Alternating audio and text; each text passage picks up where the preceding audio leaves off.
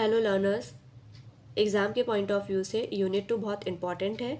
इससे हर साल एक क्वेश्चन पूछा जाता है, वो भी 8 मार्क्स में। तो इसमें जो टॉपिक है वो है एरे, जिसमें हमें एरे का इंट्रोडक्शन देखना और सिंगल और डबल एरेज क्या होती है वो पढ़ना है। सेकेंड है सर्चिंग में 2 टाइप्स पढ़ने हैं, लीनियर और बाइनरी। थर्ड है शॉर्टिंग में बबल, इंसर्शन और सेलेक्शन शॉर्ट पढ़ना है। और फंक्शंस, जिसमें लाइब्रेरी और यूज़र डिफाइंड फंक्शंस पढ़ने हैं। फिर है string manipulation, structure and union. तो ये टॉपिक है जो हमारी यूनिट 2 में है और इनमें से एक क्वेश्चन एग्जाम में ज़रूर आता है। यूनिट 2 में जो हमारा फर्स्ट टॉपिक है वो है एरे। एरे क्या होती है? एक टाइप का डेटा टाइप होते हैं जो कि डिराइव्ड होते हैं, जिसको हम लोग डिराइव करते हैं प्राइमरी से। ऐसे ही हम लोग पॉइंटर और फंक्शन पढ़ेंगे, वो भी क्या होते हैं? डिराइव डेटा टाइप होते हैं, जिसको हम लोग प्राइमरी से डिराइव करते हैं। एरे क्या होती है? An array is a sequence of memory where all the data are of same type. Sequence of memory होता है जहाँ पे सिमिलर टाइप का डेटा स्टोर होता है, मतलब डेटा जो है वो मेमोरी में सिक्वेंशली स्टोर्ड होता है और डेटा जो होता है सिमिलर टाइप का होता है। सपोज इसमें अगर डेटा इंटीजर है तो सब इंटीजर वैल्यूज़ होंगी। An array is a collection of similar data item stored in a adjacent location in a memory. Collection होता है सिमिलर डेटा आइटम का जो कि एडजेसेंट मेमोरी लोकेशन पे स्टोर्ड होती हैं। An array store a list of finite number where n is the size of an array. A single name is use to refer the entire list. अब हम जितने भी नंबर को store कर रहे हैं उसके लिए क्या करते हैं? हम एक सिंगल ही नेम देते हैं पूरी एंटायर लिस्ट के लिए। तो इसको एक एग्जांपल से समझते हैं। तो जब हम लोग ने वेरिएबल्स पढ़े थे तो पढ़ा था कि वेरिएबल्स क्या करते हैं? डेटा को स्टोर करने के लिए यूज़ होते हैं। एरे भी डेटा को स्टोर करने के लिए यूज़ होती हैं। तो इनमें डिफरेंस क्या है? सपोज हमारा एक वेरिएबल है इंटीजर टाइप का जिसमें वैल्यू स्टोर्ड है 10। तो ये मेमोरी में सेल्फ फॉर्म में डेटा स्टोर होता है, तो मेमोरी में स्टोर हो जाएगी 10 बाइनरी फॉर्म में, और इसका नेम क्या होगा? ए। अब सपोज हमें 5 वैल्यूज़ को स्टोर करना है जो कि इंटीजर टाइप की होनी चाहिए, और हम वेरिएबल का यूज़ कर रहे हैं, तो हम क्या करेंगे? इंट डेटा टाइप डिक्लेयर करेंगे और 5 वेरिएबल्स को डिक्लेयर करेंगे, फिर इनकी वैल्यूज़ को इनिशियलाइज़ करेंगे। तो इससे क्या होगा कि हमारी मेमोरी में जहाँ पे भी स्पेस अवेलेबल होगी ये डेटा वहाँ पे स्टोर हो जाएगा। सपोज ए यहाँ पे स्पेस अवेलेबल थी तो ए हमारा यहाँ स्टोर हो गया, बी की वैल्यू यहाँ स्टोर हो गई, ई की वैल्यू यहाँ स्टोर हो गई।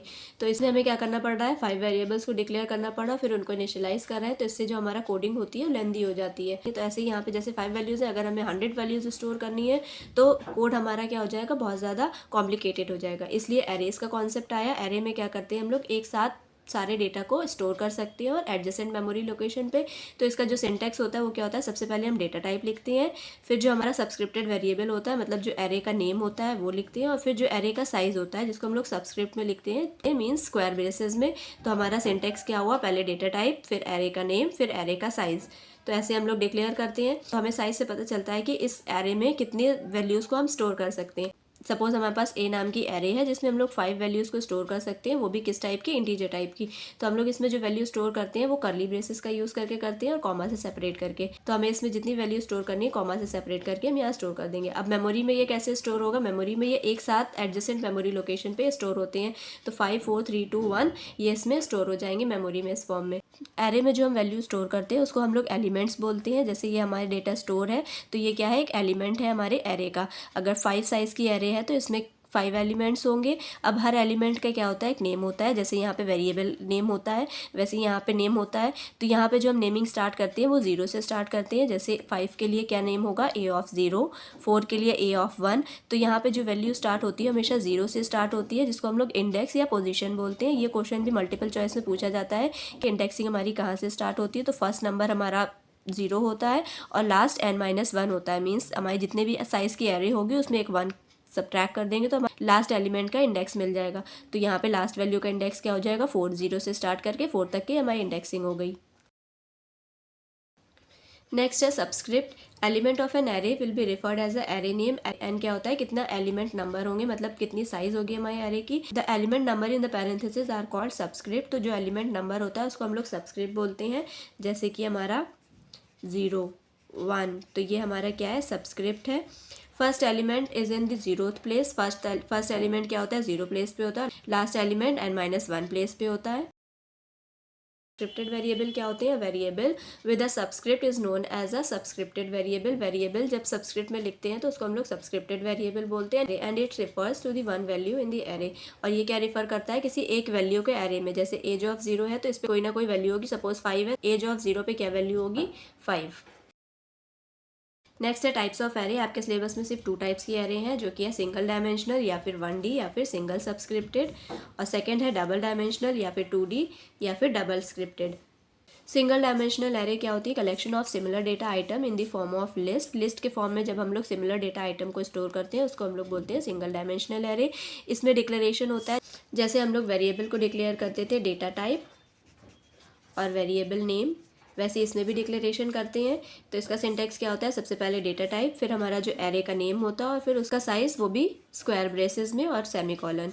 एग्जांपल जैसे डेटा टाइप है इंट, नेम है एज और साइज है 5। तो वेरिएबल डिक्लेरेशन के बाद वेरिएबल को भी हम इनिशियलाइज करते थे, मतलब उसमें वैल्यू को स्टोर करते थे। तो उसमें हम लोग एक तो डायरेक्टली कर सकते थे या फिर यूजर से एंटर करवा सकते थे। तो ऐसे ही हम लोग एरे में भी इनिशियलाइजेशन करते हैं। They can be initialize when they are declared. तो एरे को इनिशियलाइज करते हैं 2 वेज से। फर्स्ट है at the time of declaration, second है बाय यूजिंग लूप। तो जब हमने एरे को डिक्लेयर किया है, यहाँ पे डिक्लेरेशन किया है, तभी हम यहाँ पे क्या कर दें? एरे को इनिशियलाइज कर दें। तो यहाँ पे कर्ली ब्रेसेस का यूज करते हैं। तो जो भी वैल्यू हमारी एरे की होती है वो लिखते हैं कॉमा से सेपरेट करके और लास्ट में सेमीकोलन। हमारी 5 साइज की एरे थे तो हमने इसमें 5 वैल्यू इंसर्ट कर दी। तो मेमोरी में क्या होगा? ये एडजेसेंट लोकेशन पे स्टोर हो जाएगा। तो इस वैल्यू का नेम क्या हो जाएगा? एज ऑफ 0, क्योंकि इंडेक्सिंग 0 से स्टार्ट होती है। और लास्ट का क्या हो जाएगा? एज ऑफ 4, क्योंकि n-1 लास्ट इंडेक्स होता है हमारा। अब अगर हम लोग लूप का यूज़ कर रहे हैं, मतलब यूज़र से इंसर्ट करवाना है वैल्यूज़, तो हमें क्या करना पड़ेगा? लूप का यूज़ करना पड़ेगा। For i is equals to 0, values हमारी 4 है तो लूप हमारा 4 टाइम्स चलेगा। 0 से 4 तक के कंडीशन 4 टाइम्स रन करेगी, इसलिए यहाँ पे 5 यूज़ किया है। फिर इंप्लीमेंट कर रहे हैं और हर बार क्या कर रहे हैं? स्कैन करवा रहे हैं। स्कैन एफ यूज़र से वैल्यू को इनपुट करवाने के लिए यूज़ करते हैं।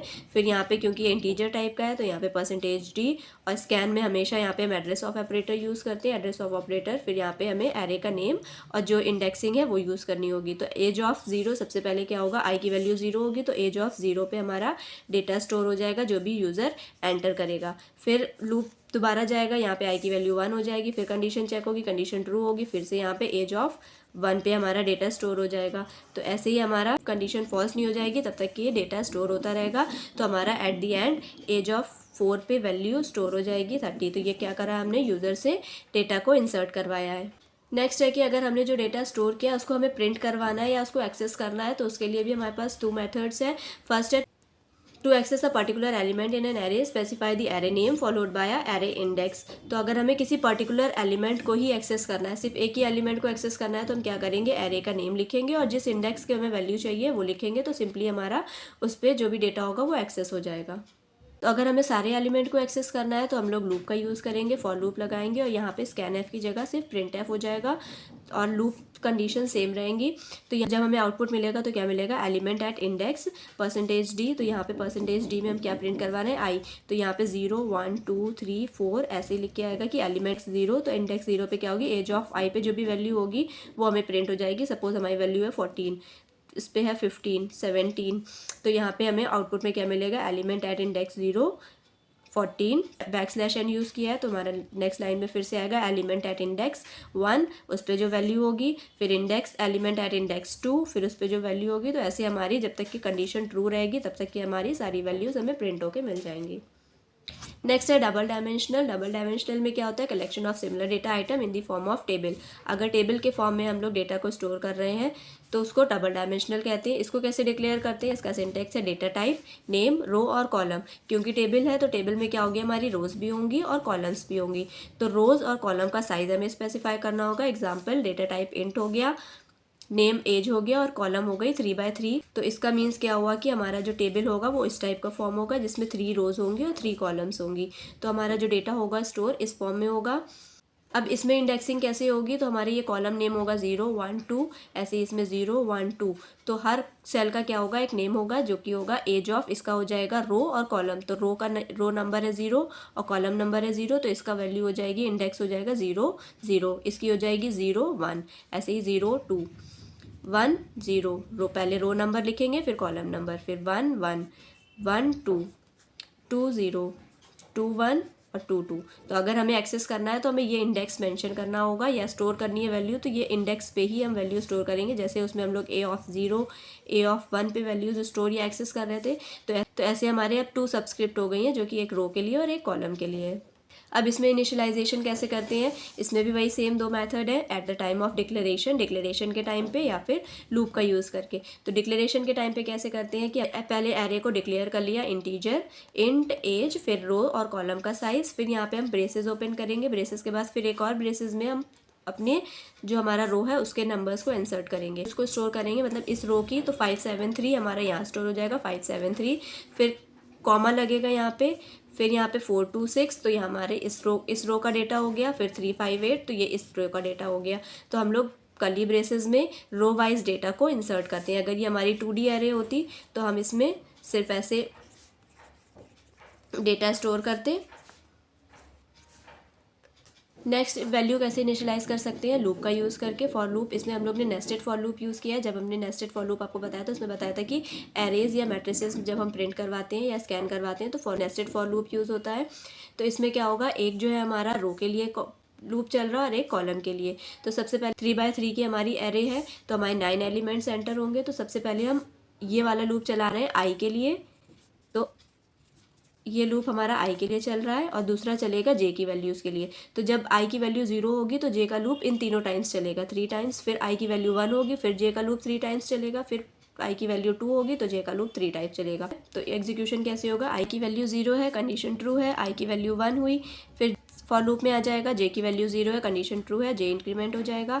तो यहाँ पे 0, आई जे की वैल्यू अभी क्या है 0 0 है। नेक्स्ट टाइम के लिए जब आई की वैल्यू अपडेट हो जाएगी 1 1, पर अभी ये क्या है 0 0, तो एज ऑफ 0 0 पे हमारा डेटा इंसर्ट हो जाएगा जो भी यहाँ पे यूज़र एंटर करेगा। फिर नेक्स्ट टाइम के लिए अभी ये इसी लूप में है, जे की सारी वैल्यूज़, जे की 1 2, जब तक कि कंडीशन फॉल्स नहीं हो जाएगी तब तक कि हम लोग इसी लूप में रहेंगे। तो ये वाले लूप में अब आई की वैल्यू अभी भी 0 है और जे की वैल्यू 1 है, फिर आई की वैल्यू अभी भी 0 है, जे की वैल्यू 2 है। तो यहाँ पे ये वाली रो में डेटा इंसर्ट हो जाएगा। अब जैसे यहाँ पे कंडीशन फॉल्स होगी, कंडीशन यहाँ पे फॉल्स हुई तो ये लूप से बाहर आ जाएगा। अब आई की वैल्यू यहाँ पे हो जाएगी 1, तो आई की वैल्यू अब यहाँ पे हमारी हो गई है 1।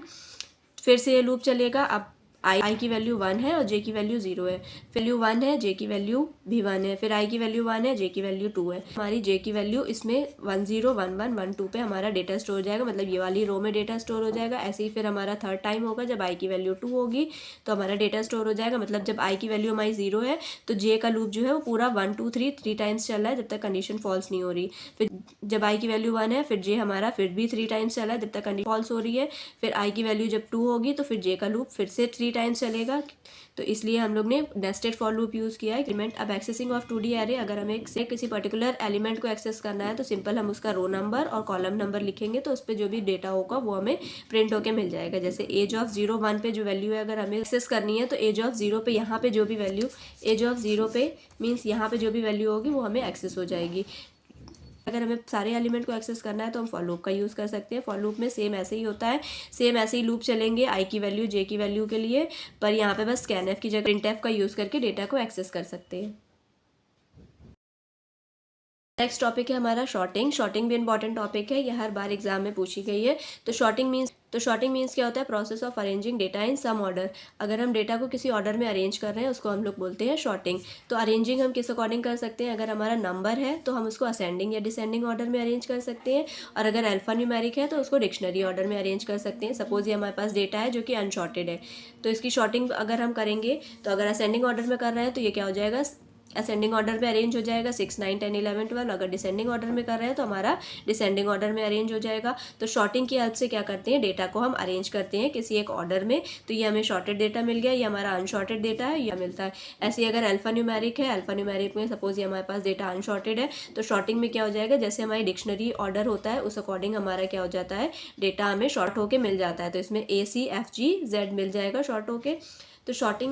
तो जो शॉर्टिंग है वो हम लोग एरे पे ही परफॉर्म करते हैं, क्योंकि सिमिलर डेटा आइटम है उसको अगर हमें शॉर्ट करना है तो हम लोग एरे यूज़ करते हैं।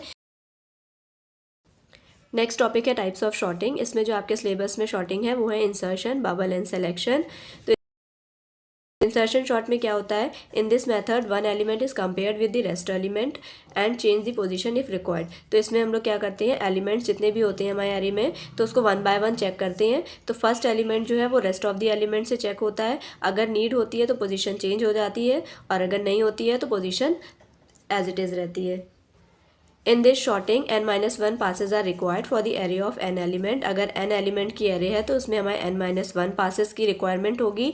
कैसे पासेस की रिक्वायरमेंट होती है, सपोज ये हमारे पास एक एग्जांपल है जिसमें इंटीजर टाइप की एरे है, उसमें 4 एलिमेंट्स हैं, 7 9 2 5।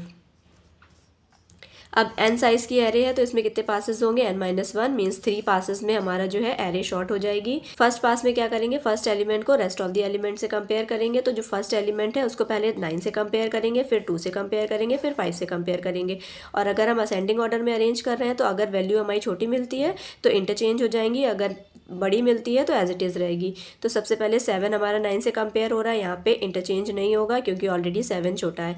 फिर 7 किससे कंपेयर होगा, 2 से, तो यहाँ पे वैल्यू इंटरचेंज हो जाएगी क्योंकि 2 हमारा स्मॉल है। तो 2 अब 7 की पोजीशन पे आ गया और 7 2 की पोजीशन पे। फिर अब फर्स्ट एलिमेंट क्या है, 2, फिर 2 हमारा किससे चेक होगा, 5 से। फिर यहाँ पे चेंज नहीं होगा क्योंकि ऑलरेडी 2 स्मॉल है। तो अब पास के एंड में क्या हुआ, हमें फर्स्ट एलिमेंट जो है वो शॉर्टेड मिल गया। अब हमारे जो अनशॉर्टेड एरे है वो 9 7 5 है।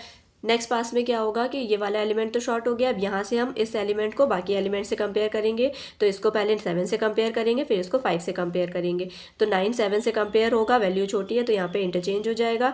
फिर 7 5 से कंपेयर होगा, वैल्यू छोटी है तो इंटरचेंज हो जाएगा। तो एट दी एंड हमें क्या मिल गया, एक और नंबर जो है शॉर्ट मिल गया। थर्ड पास में हमारे 2 एलिमेंट्स ऑलरेडी शॉर्टेड है। अब हमारा ये 9 हमारा 7 से कंपेयर होगा, वैल्यू छोटी है तो इंटरचेंज हो जाएगा। यहाँ 7 मिल गया और यहाँ पे 9 मिल गया। तो एट दी एंड पास 3 के एंड में हमें क्या मिल गया, पूरी शॉर्टेड एरे मिल गई। नेक्स्ट है bubble sort. In this method 2 adjacent elements are compared and change the position if required. इसमें क्या होता है कि 2 एडजेसेंट एलिमेंट को हम लोग कंपेयर करते हैं और अगर रिक्वायरमेंट होती है तो पोजीशन चेंज हो जाती है। In this sorting n-1 passes are required for array of n element. n-1 passes इसमें भी रिक्वायर्ड होते हैं अगर n एलिमेंट की एरे है। तो इसमें क्या होता है कि फर्स्ट एलिमेंट सेकंड से कंपेयर होगा, फिर सेकंड थर्ड से होगा, फिर थर्ड फोर्थ से होगा, फोर्थ फिफ्थ से होगा।